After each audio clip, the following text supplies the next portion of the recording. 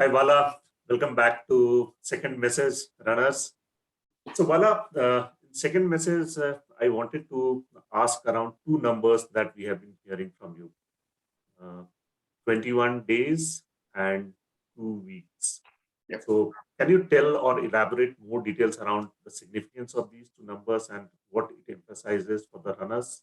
Yeah, see, these two numbers from the founding of Runners High, we have always focused on these two numbers, Rakesh. I remember season 1, we started with these two numbers when I had just 7 kids. I told the kids that, kids, only two numbers you need to remember, 21 and 2.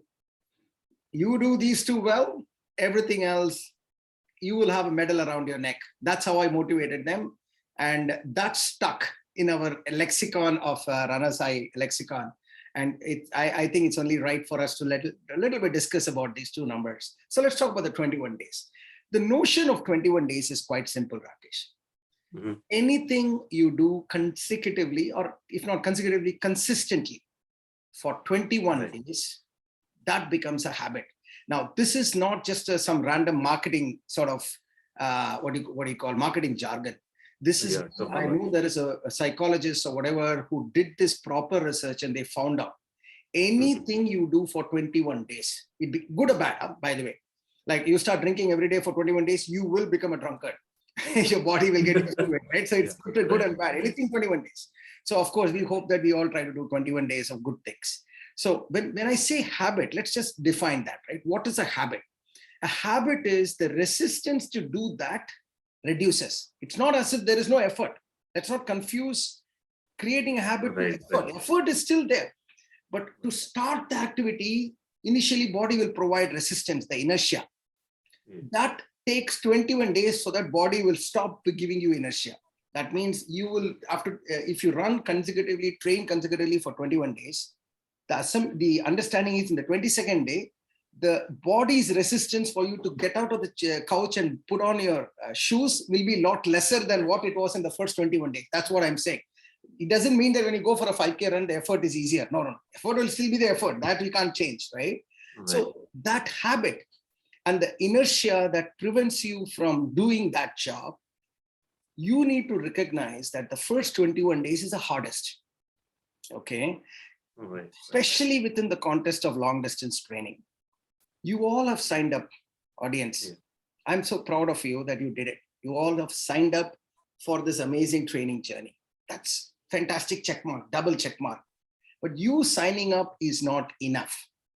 You need to cross the 21-day milestone. The day you cross the 21-day milestone, that is when, as a coach, I will say, okay, you have not only signed up, you have followed through with your decision. And that 21 days, first 2 weeks is warm up. Some people have done a little bit, some people haven't done, because warm up is warm up, expected to be, figuring out the basic stuff. So 21 days starts MESO 1 first week. Today is the end of first week. So 7 days complete today. So let's see, the coaches will see, I will see my runners, I will see whether they have done everything that is expected of them, which is 3 runs, weekday runs, 2 strength, and 1 long run or a weekend run. So 5 activities you need to do. You go back and look at your 5 activities. If you have done 5 out of 5, you are already in the right starting point, but you are not yet there on the other side. You are not yet at full proper into training. You need 2 more weeks of doing this. You do 2 more weeks, then you know that the first milestone is completed, which is 21 days. And now you are into habit. And when you get into habit, when you get into MESO 2 and MESO 3 and such, with that habit, magic will begin to happen. Transformation inside out will begin to happen. And that is where we need to focus. So it's like this, you're climbing this mountain. I'm not asking you to focus on the summit at all, because that's like way ahead. I want you to focus on getting to the base station first, or the base camp first. That is the 21 day. That is quite simple, not that difficult. You need to get to base camp, and then let's think about what are the other additional gears to wear and go to the advanced base camp and then summit. That's what I feel. What about you, Rakesh? What's your thought? Yeah, that's correct, Bala. And I think everyone will realize within this 21 days, because initially when you start developing that schedule, if the schedule is developed, you'll see like you are trying to pull back with your original routine. You might think about something that is dragging you or not able to do. But once you actually do complete this 3 weeks, 21 days training, like body is like in the autopilot mode, I'll say. That's Then you correct. realize like someone is pushing. If you are not on 22nd or 23rd day, you are not doing something, then that autopilot mode kicks off and then tell you that there is something you are missing. And then you get into that momentum. So Exactly. that is what You, I have at first experienced. yeah, you would feel as if you're not doing Yeah. something. You feel like, man, I'm just getting bored. You know, I need to do Right, this. right, Otherwise, you feel your right. life is not going well properly, kind of a thing, right? So Exactly. true, so true. Exactly. So let's now talk about the 2 week rule, the number two, the 2 week Right. rule, Second one. the second one. So, guys, I just wanted to make one thing clear. Okay, it's a bit of a carrot and stick. You know, coaches, we talked about the coach's role and all that. One of the coach role, when we get trained as coaches, they tell you that every coach, he should have clear boundaries for their runners. It's like, you know, I'm a shepherd, right? I am like sort of my flock, what is the, what do you call that group of shepherd? It's called flock of shepherd or what? Sheep, I mean. So I have this a lot of sheep in front of me, but I need to tell these sheep, hey, you can maximum be within this road and this road. That's all. If you go beyond that road, I will come and tap you back into this. Until the time you are within the road, you are free. I'm not going to be on top of you every day. But that is how Right. a coach has to design and define the boundary lines clearly, right? Right. In runner's high, the boundary line is the 2 week boundary line. And it is not a random 2 week, okay? It's, I feel, very fair. And I think it is the right thing to do as well. The 2 week idea here is our program is 16 weeks, right? 16 weeks is a total program. Right. Exactly. Yeah. And I explained in terms of analogy how to understand this is what the train starts in New York City and it starts moving and the destination is San Francisco. So it's going to cross through the country. Now, not only it is going to continue to run, it's not going to stop anywhere. Not only that, it's also going to increase speed as we move towards West Coast. That's the nature of this training program. So if you're sitting in New York City in the train, you are expected to be in the train till you reach West Coast. That means you're expected to keep doing what you're supposed to do for these 16 weeks. If you don't do anything for 2 weeks, let's assume that week 1, week 2 you did, and suddenly week 3 and week 4, you know, you didn't do anything. It's not as if the train is going to wait for you to come back and then pick it up. Train has already moved away for 2 more weeks. Exactly. Not only it has moved away, it's already picked up speed. So when you come back after a 2-week break, you not only haven't developed the cardiovascular, musculoskeletal, mental strength improvement that the training provides, you're not only having that, but you're expected to have something at a much higher level. So every day becomes increasingly difficult for you to do it. Okay. So it's a painful exercise. Suddenly this becomes a highly painful exercise of missing and going. So we recognize that. So that is why if you miss 2 weeks, then we know that this training is not for you. That's point number 1.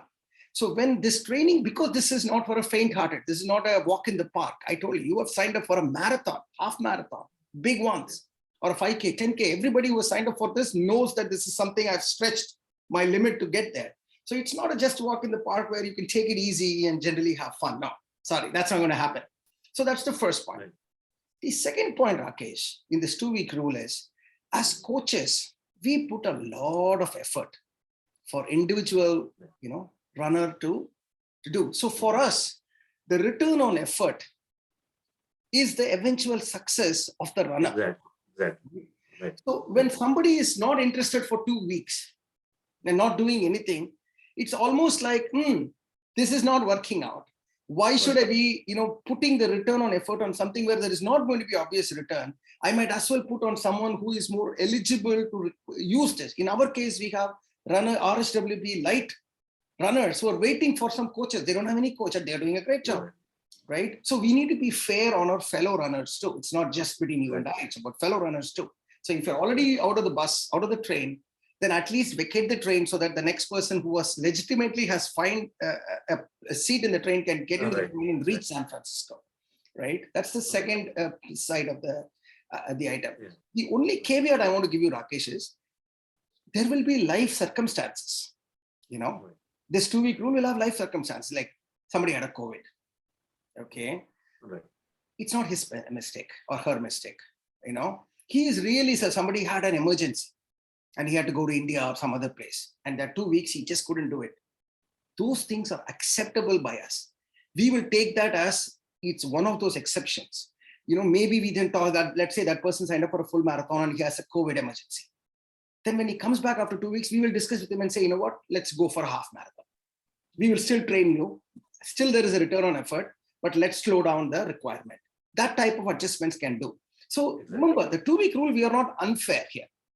Right. The 2-week only applies to someone who doesn't even know that final surge exists, who doesn't even know that they need to read the coach messages every week, doesn't even know that there is something called runnershigh.bala.com, where all these coaches are there, doesn't even know what's a CP. Guys, by the way, I'm not inventing any of these things. These are all real cases of folks who signed up and then just forgot about it. They just thought that just signing up is enough to become a half marathoner or something like that. Those are the folks who come into this category. And we would like to make sure that we are able to separate the wheat from the chaff with this 2-week rule. What do you think, Rakesh?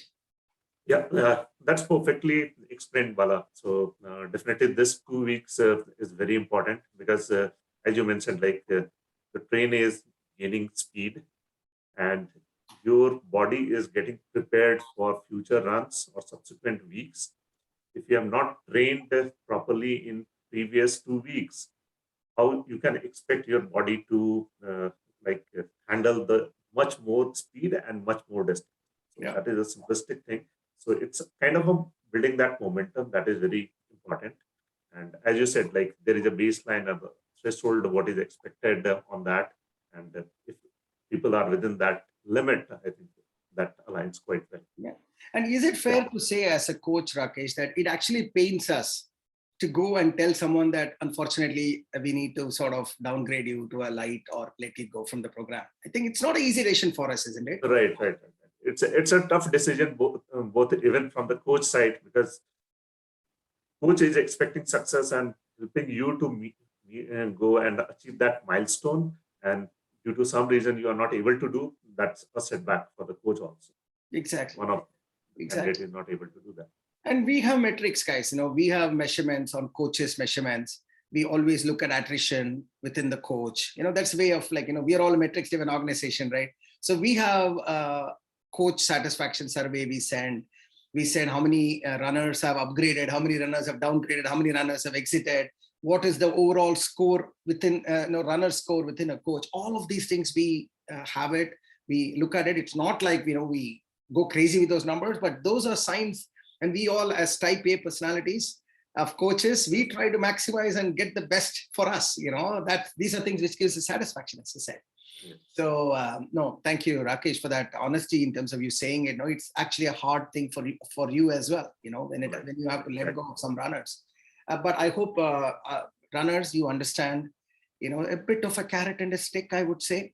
This probably is the only place where there is a stick as far as runner side is concerned. Everywhere else, it's dipped in lots of love, lots of friendship, smile, anything and everything is that. Our entire motive is how can we help first? That's always been the case, except this one place where we are pretty sure about this, that we don't want to waste our time on some person who is not yet ready for that particular and for that activity. And if you don't want to be in this 2-week rule, very easy. Just follow the rules or just follow the program.